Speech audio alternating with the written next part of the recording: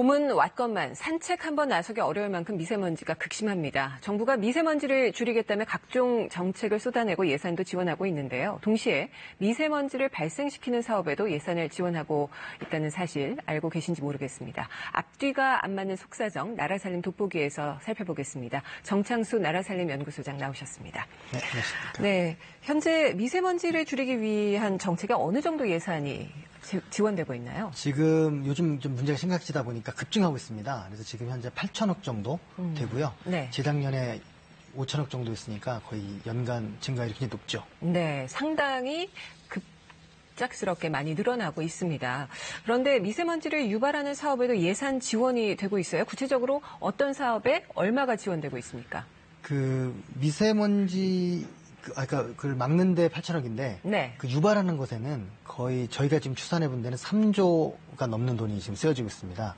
대표적으로는 석탄 산업을 지원한다든가 네. 연탄 구매 보조금을 지급한다든가 화력 발전소에 지원한다든가 네. 뭐 이런 것들이고요.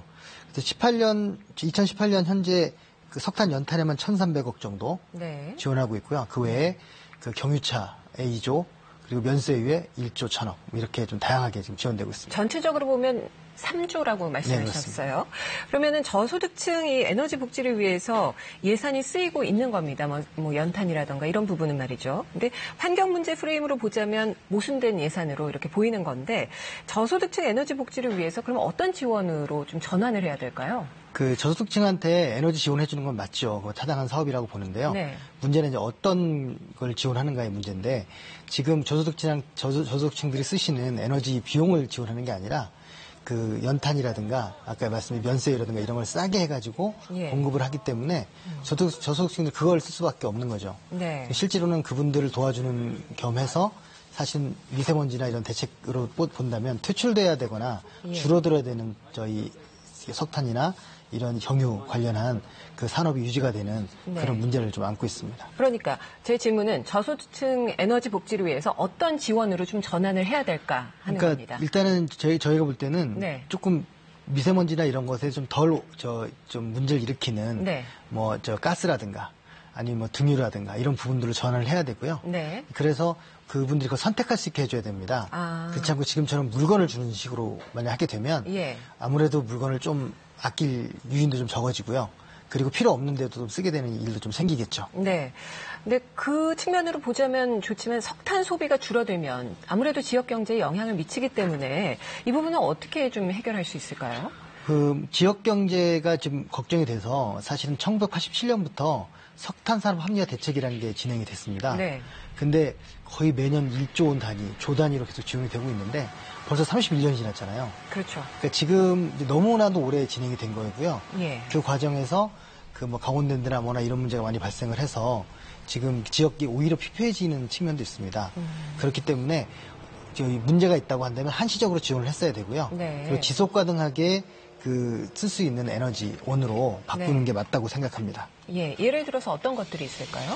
뭐 예를 들면 아까 말씀드린 연탄 보조금 있지 않습니까? 네. 연탄 가격이 지금 그 판매하는 게 절반 정도가 정부 지원입니다. 그러니까 사람들이 연탄을 사서 쓰는 이유는 네. 싸기 때문에 쓰는 건데 그렇죠. 사실은 비싼 에너지인 거죠.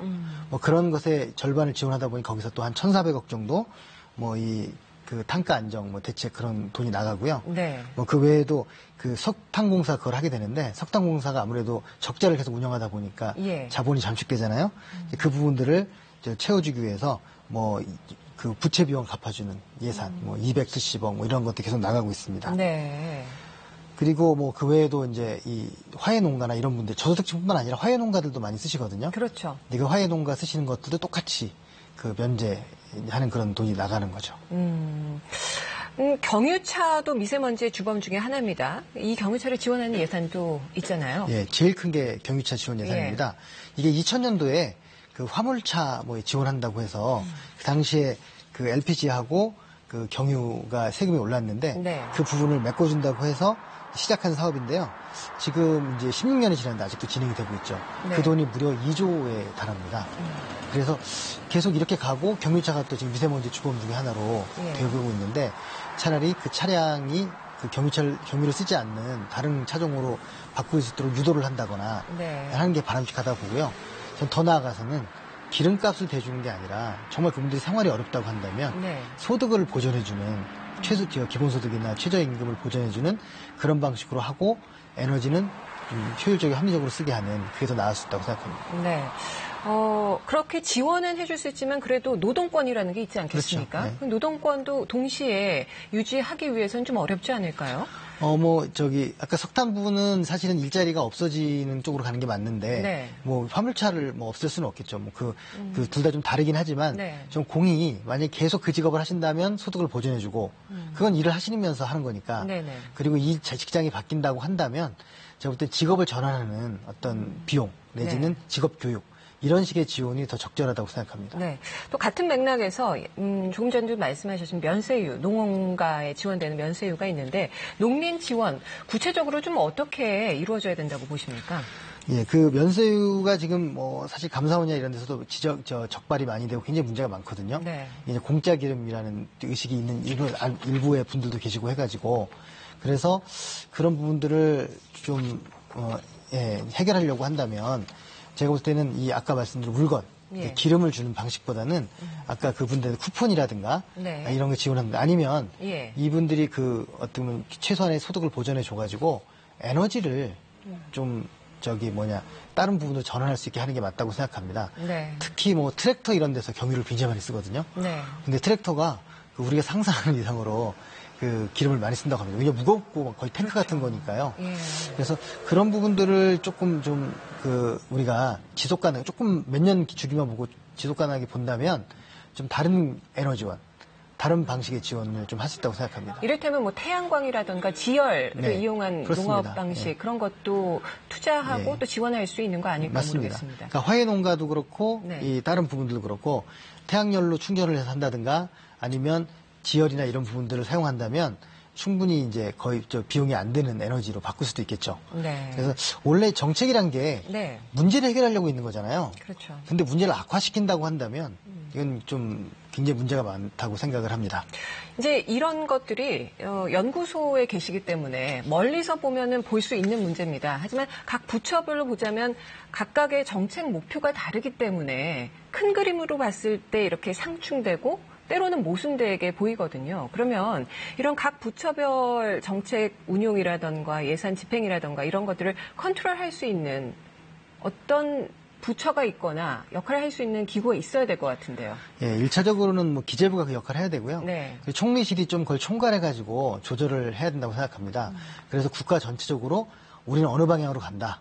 예를 들면 경유를 줄이고 연탄을 줄이고 재생에너지나 미세먼지가 나지 않는 친환경 에너지로 간다. 이런 것들을 이렇게 결정을 해서 네. 추진을 하면 이쪽은 줄이고 이쪽은 늘리고 해야 되는데 지금은 관료지대의 가장 큰 문제가 칸망이거든요.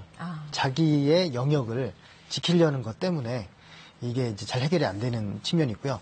하나 더 깊이 들어가면 국회의 문제도 있습니다. 그 지역을 대변하는 국회나 그 네. 업계를 대변하는 의원들이 이걸 저항을 하는 거죠. 그걸 앞장세우기도 합니다. 네.